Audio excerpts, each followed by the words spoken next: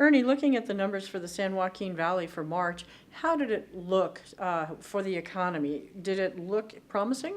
For the four-county area that we survey here at the Craig School of Business at Fresno State, the number was down a bit, and only slightly above growth neutral, but it is above growth neutral. We've been recording this. This is the 15th time in the past 16 months that we've had a positive reading. Of course, that's good for the economy. Now, I have to say, it does point to slow but positive growth in the weeks and months ahead, and of course, that's a good thing. It could be better, but it obviously has been worse. So I'm on the positive side of the economic outlook for the San Joaquin Valley and for, of course, the four-county area. What about employment for the region? The employment number was down a bit, but it was down only slightly. Businesses, particularly in construction, particularly in wholesale trade, continue to add jobs. Manufacturers, on the flip side of that, continue to grow, but they're growing their output and their sales via productivity increases. So not many jobs there, but again, construction, wholesale trade, food processing, not as strong as we'd like to see, but overall job growth strong. With that, unfortunately, when we ask the business owners and managers about looking ahead for their businesses, about a wage growth of 1.2%. Now that's just not where we need to see wage growth. That's below the rate of inflation. That's below what we need to see. We need to see double that. Now we're just not going to see that anytime soon. So wage growth is going to remain weak even as job growth remains positive and a little bit stronger. You mentioned inflation. How does it look for the region?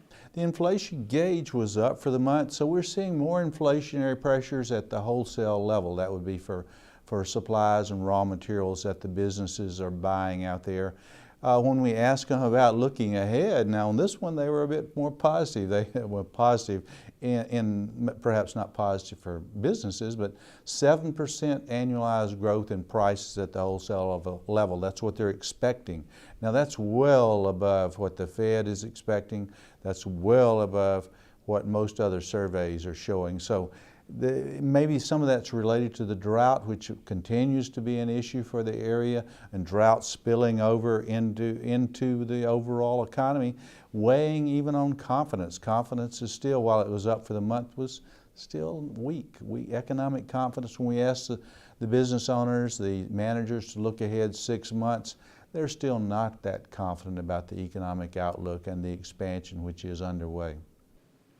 What about trade for the region? Trade was up sharply. The overall number rose to the highest level we've seen in some time. And of course that's good for a region of the country that depends pretty heavily on trade now in terms of growth. Now of course in terms of the overall economy it's not that big of a share, but it is a big part of the volatile sector, and it does contribute significantly to growth. So the exports were up, imports still strong as companies as they're selling their goods, they're buying from abroad, purchasing from abroad. The import number looks pretty good.